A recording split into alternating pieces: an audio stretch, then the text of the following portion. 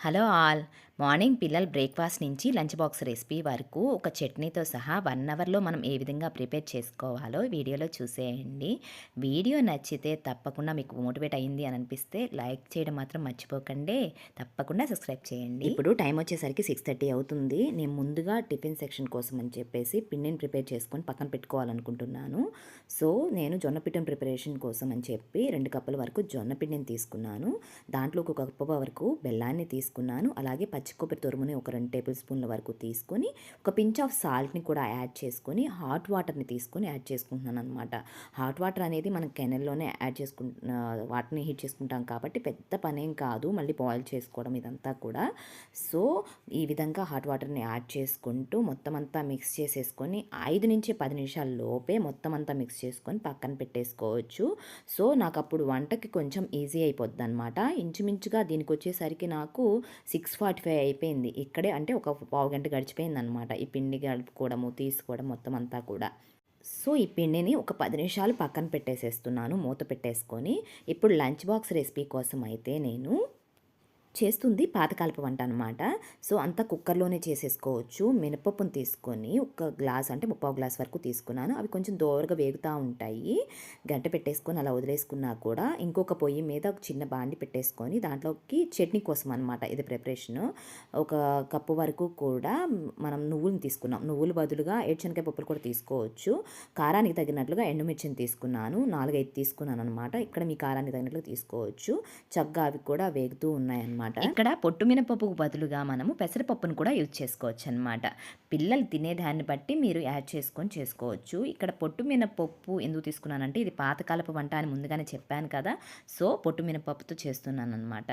మన అమ్మమ్మ వాళ్ళు అలా చేసేవాళ్ళు. ఎక్కువగా పొట్టు మినపప్పు ఉండేవి, చక్కగా పండేవి కదా! సో, వాటితో చేసేవాళ్ళు. నేనైతే ఎక్కువగా పెసరపప్పుతోనే ఇంట్లో చేస్తూ ఉంటాను. ఇది సెకండ్ టైం చేస్తున్నాను ఈ విధంగా మినపప్పుతోటి. మీకు కూడా నచ్చితే తప్పకుండా మీరు చేసేసుకోవచ్చనమాట. నేను నువ్వుల్లోకి కొబ్బరిని వేశాను. ఒక పావు కప్పు వరకు. అది కూడా పచ్చి కొబ్బరిని వేశాను. అవి ఓ పక్క వేగుతా ఉన్నాయి. దీంట్లోకి పొట్టుమినపప్పు వేగిన తర్వాత ఒక ప్లేట్‌లోకి తీసేసుకున్నాను. ఇక్కడ నేను ఒక చుక్క నూనె కూడా వేయకుండా నేతితోనే చేస్తున్నాను. ఒక 2, 3 టేబుల్ స్పూన్ల వరకు నెయ్యిని యాడ్ చేసుకొని, కొంచెం జీలకర్రని యాడ్ చేసుకొని, దాంట్లోకి ఒక ఆనియన్, పచ్చిమిర్చి, క్యారెట్‌ని యాడ్ చేసుకుంటున్నాను. ఇంక ఏ కూరగాయలు అవసరం లేదనమాట. చాలా సింపుల్‌గా చేసుకోవచ్చు. క్యారెట్, ఆనియన్ యాడ్ చేసుకుంటే సరిపోతుందనమాట. మీ కారానికి తగినట్లు పచ్చిమిర్చిని కూడా యాడ్ చేసుకొని, ఉప్పుని యాడ్ చేసుకొని ఒకసారి మిక్స్ చేసుకోవాలి. ఇక్కడ నువ్వులు కూడా మంచిగా స్మెల్ వచ్చి మంచిగా వేగిపోయాయి. వాటిల్లోకి నేను ఒక 5, 6 వెల్లుల్లి రెబ్బలు వేసేసి ఆ వేడిలోనే కొంచెం మగ్గుతాయి కాబట్టి అలా వదిలేసాననమాట. ఆరిపోతాయని చెప్పేసి. ఇక్కడ ఆనియన్, పచ్చిమిర్చి, క్యారెట్ వేగుతూ ఉన్నాయి.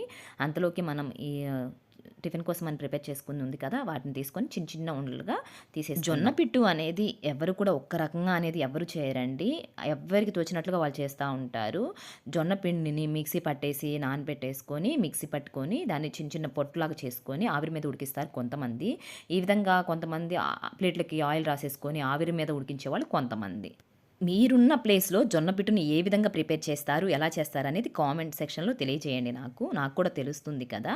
సో, ఈ విధంగా చిన్న చిన్న ఉండలుగా చేసుకున్న వాటిని ప్లేట్‌లకి నెయ్యిని అప్లై చేసుకొని, ఈ విధంగా మెత్తగా చేస్తున్నాననమాట. ఆవిరి కుడుములలాగా మొత్తం అంతా కూడా అప్లై చేసుకొని, ఆవిరి మీద ఒక 10-15 మినిట్స్‌లో మనకి ఇవైతే ప్రిపేర్ అయిపోతాయనమాట జొన్న పిట్టు అనేది.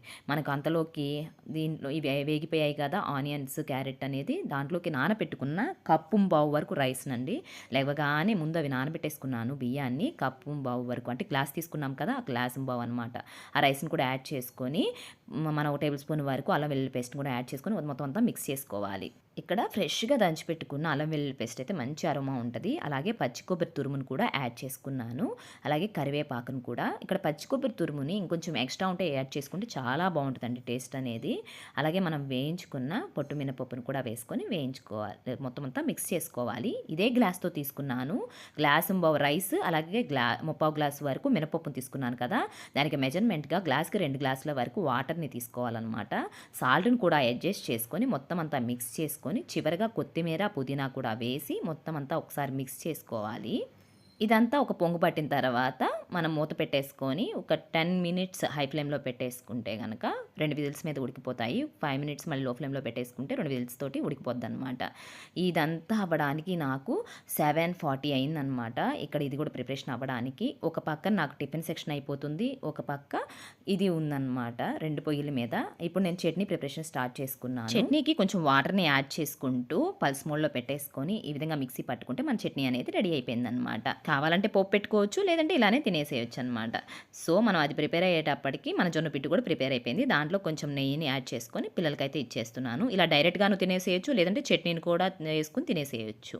అది మన ఇష్టాన్ని బట్టి. ఇప్పుడు టైం వచ్చేసరికి 7:50 అయిపోయింది. మనకి టిఫిన్ అయిపోయింది. చట్నీ అయిపోయింది. ఇక్కడ రైస్ కూడా ఎంతో పొడి పొడిలాడుతూ మంచిగా వచ్చిందనమాట. నూనె కూడా వాడలేదు. చక్కగా నెయ్యితోనే మనం ప్రిపేర్ చేసుకున్నాము. మీకు ఇలాంటి వీడియోస్ కావాలా? లేదంటే ఇంకేమైనా ఎక్స్‌పెక్ట్ చేస్తున్నారా? అనేది కామెంట్ రూపంలో తెలియచేయండి. ఏ వీడియోస్ కావాలో. వీడియో నచ్చితే తప్పకుండా లైక్